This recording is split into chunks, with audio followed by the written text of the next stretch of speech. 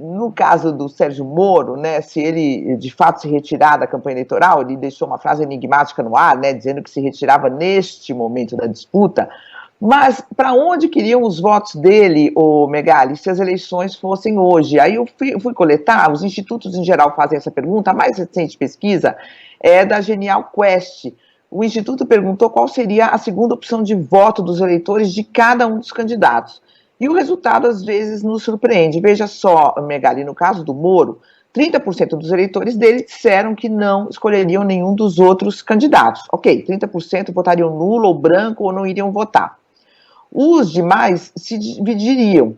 E veja só, 22% votariam no Bolsonaro, que tem uma certa lógica, porque o Moro tem afinidade ideológica, né, com o presidente, apesar de profundas divergências, de um rompimento ruidoso, né, ele se alinha a essa postura mais de direita. Ele fez parte do governo do presidente da República, né, já sabendo quem era o presidente, já sabendo a defesa que o presidente fazia de armas, da ditadura militar, de militares acusados de tortura, ele foi lá para o governo. Então, tem uma certa identidade, né? Ok. Agora, veja só, 15%, Megali, declaram ter como segunda opção de voto, 15% dos eleitores do Moro declaram ter como segunda opção de voto o ex-presidente Lula, o que chega a causar alguma surpresa, porque, de fato, não tem nada mais água e vinho hoje do que Lula e Moro. Então, os votos do Moro iriam, em sua maioria, para a opção nulo ou branco,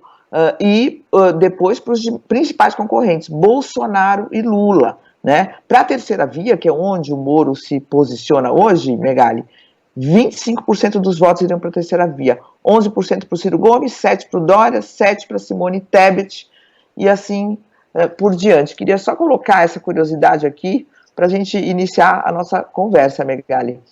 Bom, eu já dizia, mesmo sem esses números, que eu tinha essa percepção também que o voto no Brasil é muito pouco ideologizado, né? Especialmente num notívago como o Sérgio Moro. Tinha muita gente decepcionada com o fiasco que foi a questão do combate à corrupção no governo Bolsonaro, e não seria surpresa se parte desses votos fossem pulverizados, inclusive entre candidatos da centro-esquerda. E tá aí a Mônica trazendo os números que comprovam essa percepção. É surpreendente, Dora? Como é que você vê agora o cenário eleitoral sem Moro e com o Dória depois do Dória de ontem? Bom, primeiro que eu não acho esses números surpreendentes, isso reflete o império da barata voa, né, que reina no cenário eleitoral, no próprio eleitorado. O último Datafolha diz que 54% das pessoas pesquisadas, somados, têm pouco, nenhum ou algum interesse na eleição nessa altura. Então, isso que aconteceu ontem mostra a volatilidade da política, né? Não dá para fazer isso, eu vou me repetir, não dá para ficar tirando conclusões definitivas. Podemos fazer análises do momento, de tendências, conclusões definitivas, baseados em coisas que acontecem naquele momento. Tudo vai mudando. E essa história agora, a gente não sabe direito para onde vai, até porque cada um tem a leitura que lhe convém desses acontecimentos turbulentos de ontem. Por exemplo, os do PSDB, quem não gosta do Dória, diz que foi mortal para ele, que ele saiu enfraquecido, que ele mostrou ser uma pessoa não digna de confiança. Entre os aliados de Dória, a leitura é exatamente oposta, que ele saiu engrandecido, que aquela carta do Bruno Araújo, olha, foi uma garantia que agora vai, uma beleza. O pessoal que é contra a terceira via, ou seja, os aliados de Lula e Bolsonaro, disseram que esses movimentos são mortais para a terceira via e que consolidam a polarização. Já o pessoal da terceira via diz ao contrário, que o que aconteceu ontem mostra que há espaço para o destravamento dessas negociações. Portanto, tem para todo gosto. O que vai acontecer? O que é na política? Os acontecimentos é que vão ajustando as tendências, e eu acho que é cedo. Claro que a gente pode fazer análise sobre o que aconteceu ontem, foi super importante. Agora, não dá para tirar conclusão definitiva, como se viu da forma como o dia amanheceu ontem, com Dória dizendo que é decidido a não concorrer à presidência da República, ficar no Palácio dos Bandeirantes, e uma briga ali com o Rodrigo Garcia, e terminou uma coisa que não deu em nada, né? Voltou tudo a como era antes.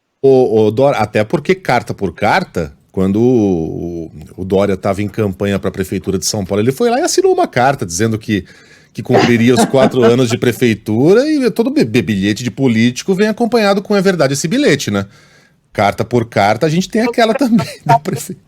Oi, Dória. Política ser feita no papel, nunca vi política ser feita no papel. E de mais a mais, o que a carta diz, a não ser repetir a decisão da prévia? O que vale é a decisão da prévia hoje. Enquanto o Dória não desistir, num aspecto ele tem razão. Tentar mudar esse resultado, é claro que é golpe de mão, né? Mas essa carta tem essa validade. Gente, e vocês acham que o Lula precisa de carta no PT para consolidar a candidatura? O Bolsonaro precisa de carta do Valdemar da Costa Neto para consolidar a candidatura? Não é isso que faz. O lastro é o apoio do eleitorado, é a identificação com o voto, com a população, com o público votante. Ô, Mônica, pelo que você pôde apurar, em algum momento ontem, o governador de São Paulo teve, de fato, a intenção de permanecer no cargo e desistir da corrida presidencial? Olha, o Megali, são muito desencontradas as informações. O que a gente sabe é que o governador sofreu uma pressão muito forte. Veja, o governador, ele fez acordos aqui em São Paulo, a prefeitura está na mão do PMDB, o governo iria para a mão do Rodrigo Garcia. Aqui nós temos uma figura central na política que é pouco falada, né? Não é que aparece pouco, mas enfim, a gente acaba notando um pouco, que é o vereador Milton Leite, né? São acordos, tem financiamento para a campanha, tem dinheiro que roda nesses acordos. Então não era simples o Dória chegar e implodir e não sofrer nenhuma consequência. Eles chegaram até a ameaçá-lo de impeachment, que eu acho que seria difícil ter um impeachment, mas a vida dele seria um verdadeiro inferno. Ele ia se sepultar definitivamente para a política, pelo menos era essa a ameaça, né? Então houve, de fato, essa cartada dele. A gente tem que entrar lá na mente do Dória para saber se ele deu essa cartada para valer, se ele estava disposto realmente a ficar no governo de São Paulo, mas o fato é que ele foi pressionado violentamente e, no recuo, como vocês estão dizendo, ele conseguiu uma carta que reafirma exatamente a mesma coisa que todo mundo já sabia. E é fato, e todo mundo sabe, o Megali, que a candidatura do Dória não está consolidada, justamente por falta de votos, em primeiro lugar. Em segundo lugar, por falta de apoio político dentro do seu próprio partido. Então, a gente falar assim, independentemente da leitura que cada um vai ter, é obviamente que o Dória segue, no mínimo, no mesmo lugar, um candidato fraco à presidência da República. E se a gente pega números, né, que ajudam um pouco a gente, números a gente tem que sempre falar. Se fosse hoje, tudo muda, a campanha nem sequer começou. Começou, mas não começou ali na sua reta final, no seu momento mais quente. Hoje a gente tem, Megali, estou pegando aqui dos institutos, uma média, 70% das pessoas já tem candidato, que é Lula ou Bolsonaro. Mais 9% tem candidato sólido, que é o Ciro Gomes. Se o Ciro Gomes continua na disputa, nós temos 80% dos votos, praticamente, com uma definição razoavelmente sólida. Então, o que sobra para essa terceira via bem rachada não é muito, né? Você vai se mostrar viável tendo só esse nicho ali para concorrer. E hoje falta voto para o Dória, principalmente. Se ele tivesse, como diz a Dória, se ele tivesse 20% das intenções de voto, ele estava numa outra situação, obviamente, né? Então, eu entendo que foi um episódio que não fortaleceu ali absolutamente nenhum deles, e acho que o Dória, o fato é, sem ter a leitura de quem ganhou ou perdeu, o fato é que ele foi pressionado e recuou. Se foi a pressão que fez ele recuar, não sei até que ponto ele já estava disposto a esse recuo, mas que recuou, com um presente aí que, como vocês estão dizendo, significa muito pouco. E que expõe cada vez mais a falta de coesão, né, dentro do partido, dentro do PSDB. Só para registrar algumas mensagens, né, muitos ouvintes estão amando, dizendo, nossa, nem está conseguindo carregar o meu telefone, tamanho o peso dessa união aí, dessa equipe reunida hoje. E o Júlio, de Embu, ele pergunta o seguinte, Dora, depois da situação na Lava Jato, havia uma leitura de que, obviamente, o PT não conseguiria eleger tantos candidatos, mas parece que o grande perdedor, digamos assim, foi o PSDB, né, que não está indo muito bem e aparentemente não vai conseguir eleger muitos candidatos novamente. O que você acha, Dora? Não sei como é que vai ser o desempenho, tá? Para a Câmara, para os governos estaduais. Agora, é fato que o PSDB vem numa trajetória descendente, né? Era um dos motivos pelos quais o Eduardo Leite cogitou sair desse partido para entrar no do Gilberto Kassab, o PSD. Agora tem a promessa de que o Dória derrete, essa é a conversa dentro do PSDB. O Dória derrete nessa eleição, vai ter um desempenho pífio, se conseguir ser candidato à presidência por desistência ou por resistência do PSDB, e aí esse grupo, o Leite passaria a ser a grande novidade, lastreado pelo grupo tradicional do PSDB, que aí procuraria uma reconstrução do partido. Mas essa é tudo plano na política, amiga, o que eu já vi de plano que não dá certo, de plano que é derrubado pelos fatos, não está fácil. Essa história de ontem não resolveu, não dirimiu nenhum problema do PSDB, ao contrário, aprofundou as divergências, as rusgas, de forma alguma o terreno está pacificado. Dória, lá quando ganhou as prévias, em novembro do ano passado, tinha se comprometido, esperava-se dele construir a unidade. Não conseguiu. Não só por falta, não posso atribuir responsabilidade ao Dória, mas também ao outro grupo que não estava a fim de pacificação, também não estava a fim de unidade, né? Então eu acho que dessa cena, desse processo eleitoral, hoje o partido que mais tem se prejudicado é o PSDB. E aí, possivelmente, Carlota, isso se reflita num fraco desempenho na eleição de bancadas para o legislativo e governos estaduais. Uhum. Vou registrar 2 correios elegantérrimos aqui para as duas. A Anne Figueiredo, no chat do YouTube, diz: Mônica e Dora, logo cedo, encontro de rainhas do jornalismo. E a Andressa Oliveira: amei as duas juntas, façam isso mais vezes. Aliás, em toda eleição, elas estão sempre juntas aqui com a gente nas nossas coberturas eleitorais. Tem a impressão que ocasiões não faltarão, né?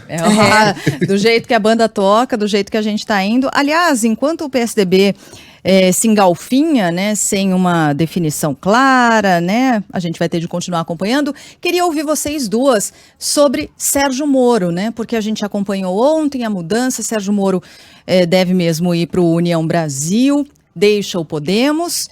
E para isso, disse em nota que abriria mão da candidatura à presidência da República neste momento. Mônica, o que você apurou a respeito disso? O que significa esse neste momento? E Dora, também queria te ouvir na sequência sobre a análise dessa mudança, o que muda, né, além da migração de votos de Sérgio Moro, ou se a gente ainda pode esperar uma reviravolta também. Diga lá, Mônica, primeiro.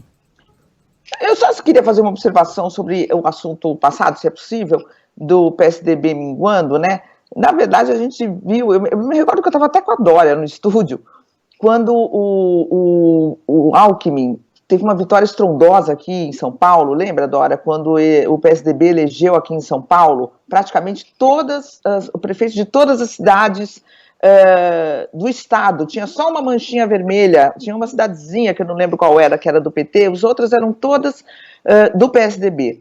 E passados poucos anos, tudo virou amarelo, tudo virou bolsonarista. Então, na verdade, o que a gente tem é o PSDB passando esse bastão desse eleitorado mais conservador para o bolsonarismo, que até agora tem se mostrado resiliente e muito bem estruturado. Então, o PSDB, que era um partido que pegava o centro, mas conseguia, por falta de opção, colocava embaixo ali do braço também os conservadores e os os extremamente conservadores, foi perdendo essa capacidade de organização e isso desagou no bolsonarismo. Agora, essa eleição, quer dizer, aparentemente o bolsonarismo vai ser resiliente, mesmo que não vença as eleições, pode vencer, pode não vencer, as eleições nacionais, seguirá forte, né? Por curiosidade, eu peguei aqui um Datafolha antigo, aqui de 2012, que diz o seguinte: na cidade de São Paulo, um Datafolha que falou sobre o comportamento do brasileiro e como o brasileiro era, né? 34% dos paulistanos, o Megali, Sheila, eram conservadores e 10% extremamente conservadores.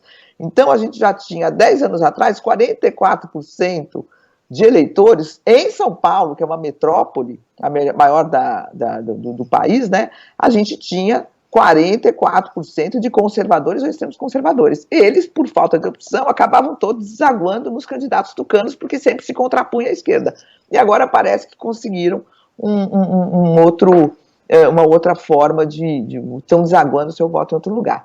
Sobre o Mônica, Hortolândia, a cidade. Enrolei aqui. Eu estava vendo aqui, foi em 2014, o Alckmin varreu o estado, ganhou em todas as cidades, foram 644, menos em Hortolândia, que por pouco... E eu me lembro que a Dora fez uma observação que ela falou, isso pode significar muito e pode não significar nada, porque depois a gente viu que ele acabou, candidato já eleito a presidente, olha a força com que ele está saindo. De fato, ele tinha muita força, mas a dinâmica do país, né, veio a Lava Jato, foi varrendo tudo. Mas vou deixar do Moro para a Dora, senão eu vou falar muito. Não, primeira coisa é o seguinte, tenho medo da sua memória, Mônica Bergamo. Deus me livre! Eu não lembrava coisa nenhuma disso, mas acho que rememorar isso que aconteceu, quer dizer, dar uma resumida, né, de como as coisas, da velha história da nuvem, né, na política. Olha, uma hora está de um jeito, olha, da outra está de um jeito, e política, dizem os políticos, tem mola no fundo do poço. Você hoje está lá e depois pode explodir. Sérgio Moro. Sheila, você me fez a pergunta, pode voltar? O que significa esse negócio nesse momento? Não significa nada, significa que exigiram que ele retirasse a candidatura à presidência para poder entrar no União Brasil, que é ali um partido mais bem estruturado, tem um papel melhor aí, até nessas negociações de terceira via, e para isso ele precisava retirar. Agora, como ele não queria fazer essa retirada, ele queria deixar a coisa ali em suspenso e o pessoal não aceitou, ele botou ali neste momento para aliviar o gesto. Mas não quer dizer nada, porque se a União Brasil decidiu que ele tinha que retirar a candidatura, que volta é essa? Só volta se sair do partido, tá certo? E vai concorrer por quem, se não dá mais tempo de filiação?